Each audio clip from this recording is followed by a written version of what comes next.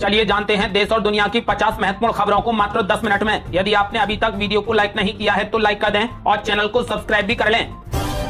अब पानी की बर्बादी करने वालों पर होगी कड़ी कार्रवाई, देना होगा 1000 रुपए का जुर्माना। दरअसल राजस्थान में अब घरों में सप्लाई होने वाले पानी से न तो लोग गाड़ी धो सकेंगे और न ही किसी निर्माण कार्य में इसका इस्तेमाल कर सकेंगे। रेस्टोरेंट में घरेलू पानी का इस्तेमाल नहीं किया जा सकेगा। अगर कोई भी पानी की बर्बादी करता है या उसके घर में लीकेज मिलता है तो ऐसी स्थिति में 1000 रुपए का जुर्माना लगाया जाएगा और उसका कनेक्शन भी काट दिया जाएगा। कोटा में ओम बिरला ने एक पेड़ मां के नाम के अभियान का किया शुभारंभ, लगवाए 5000 से ज्यादा पौधे। दरअसल कोटा में मां के नाम अभियान के तहत लोकसभा अध्यक्ष ओम बिरला ने पौधारोपण किया। इस अभियान में 5000 से अधिक पौधे लगाए गए। बिरला ने मां की तरह पेड़ों की देखभाल करने का आह्वान किया है। उन्होंने सभी से मां के नाम एक पेड़ लगाने की अपील की है। आंध्र प्रदेश में बड़ा हादसा, सीमेंट फैक्ट्री में विस्फोट से 16 लोग घायल, 10 की हालत गंभीर। मुख्यमंत्री ने मुआवजे का किया ऐलान। दरअसल आंध्र प्रदेश के एनटीआर जिले में एक सीमेंट फैक्ट्री में विस्फोट हो गया जिसमें 16 कर्मचारी घायल हो गए। इस विस्फोट में 10 कर्मचारियों की हालत बेहद गंभीर बताई जा रही है। तो वहीं आंध्र प्रदेश के मुख्यमंत्री ने जिम्मेदार लोगों के खिलाफ कड़ी कार्रवाई करने का निर्देश दिया है।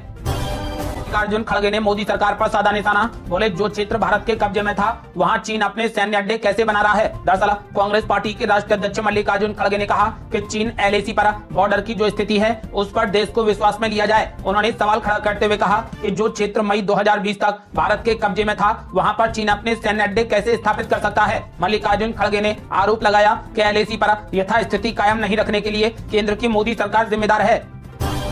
अब रूस और ऑस्ट्रिया के दौरे पर जाएंगे पीएम मोदी, बड़े खास मुद्दों पर होगी चर्चा। दरअसल पीएम मोदी 9 और 10 जुलाई को ऑस्ट्रिया की यात्रा करेंगे। इससे पहले वो 22वें भारत रूस वार्षिक शिखर सम्मेलन में भाग लेने के लिए 8 और 9 जुलाई को मॉस्को जाएंगे।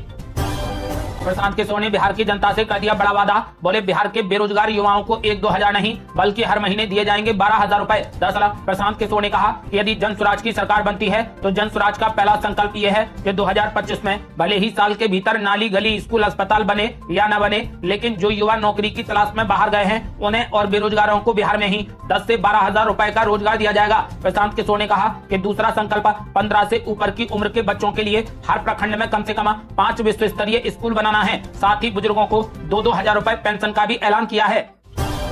राजनीतिक पार्टियों को मिला चुनावी चंदा हो जब्त, सुप्रीम कोर्ट में याचिका दायर। दरअसल चुनावी बॉन्ड का मामला एक बार फिर सुप्रीम कोर्ट की दहलीज पर पहुंच गया है। अदालत में एक याचिका दायर की गई है जिसमें 2018 की चुनावी बॉन्ड स्कीम के जरिए राजनीतिक दलों को मिले धन की वैधता को चुनौती दी गई है। साथ ही इसे जब्त करने की भी मांग की गई है। इसे हाल ही में एडीआर बनाम भारत संघ मामले में खारिज कर दिया गया था। संजय राउत ने मोदी साहब पर बोला बड़ा हमला, बोले नरेंद्र मोदी प्रधानमंत्री तो बन गए लेकिन मोदी और साहब ज्यादा दिन तक दिल्ली में नहीं रहेंगे। दरअसल संजय राउत ने दावा किया कि देश में जरूर मोदी प्रधानमंत्री बन गए हैं लेकिन बदलाव हो रहा है। मोदी और अमित शाह ज्यादा दिन तक दिल्ली में नहीं रहेंगे। बीजेपी नहीं बची है, यूपी से भी सरकार जाएगी, गुजरात से भी जाएगी, महाराष्ट्र से जाएगी, झारखंड से जाएगी और हरियाणा भी इनके हाथ से चला जाएगा। संजय राउत ने दावा किया कि केंद्र की नरेंद्र मोदी सरकार दिल्ली में ज्यादा दिन नहीं रहेगी। उत्तर प्रदेश में लगातार बारिश से बढ़ा नदियों का जलस्तर, खतरे के निशान से ऊपर पहुंची गंडक नदी। दरअसल उत्तर प्रदेश में फिलहाल कोई भी जिला बाढ़ की चपेट में नहीं है लेकिन बलरामपुर, कुशीनगर और श्रावस्ती में नदियों का जलस्तर खतरे के नजदीक पहुंच गया है। राहत बचाव टीम को तैनात किया गया है तो वहीं गंडक नदी खतरे के निशान से ऊपर चल रही है। तो वहीं मुख्यमंत्री योगी आदित्यनाथ ने भी बाढ़ और बारिश को लेकर अधिकारियों को सतर्क रहने को लेकर निर्देश जारी कर दिए हैं। नीट परीक्षा को लेकर छात्रों ने जंतर मंतर पर किया जोरदार प्रदर्शन, सुप्रीम कोर्ट को पत्र लिखकर दोबारा परीक्षा कराए जाने की मांग। दरअसल नीट यूजी परीक्षा में कथित गड़बड़ी और कदाचार के बाद छात्र दोबारा एग्जाम की मांग कर रहे हैं। एनटीए को भंग करने और दोबारा एग्जाम कराने की मांग को लेकर जंतर मंतर पर छात्र संघ अनिश्चितकालीन धरने पर बैठे हैं। इस विरोध के बीच ये मामला सुप्रीम कोर्ट पहुंच गया है। छात्रों ने सुप्रीम कोर्ट से दोबारा परीक्षा कराने की मांग की है। इस मामले में सुप्रीम कोर्ट आज सुनवाई करेगा।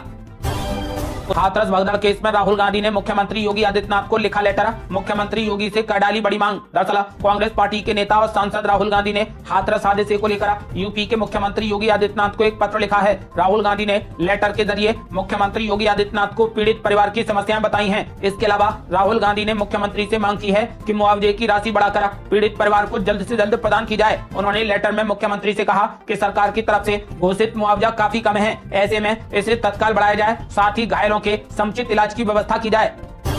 जीत और हार लोकतंत्र का हिस्सा है। ऋषि सुनक को राहुल गांधी ने लिखी चिट्ठी। दरअसल कांग्रेस नेता और लोकसभा में नेता पद पर राहुल गांधी ने ब्रिटेन के नए प्रधानमंत्री कीर स्टारमर को चिट्ठी लिखकर चुनाव में मिली जीत की बधाई दी। एक अन्य चिट्ठी में राहुल गांधी ने कंजर्वेटिव पार्टी के नेता और पूर्व प्रधानमंत्री ऋषि सुनक को भविष्य के लिए शुभकामनाएं दी। उन्होंने ऋषि सुनक को चिट्ठी में लिखा और कहा कि जीत और हार लोकतंत्र का हिस्सा है, इन दोनों को सहर्ष स्वीकार करना चाहिए।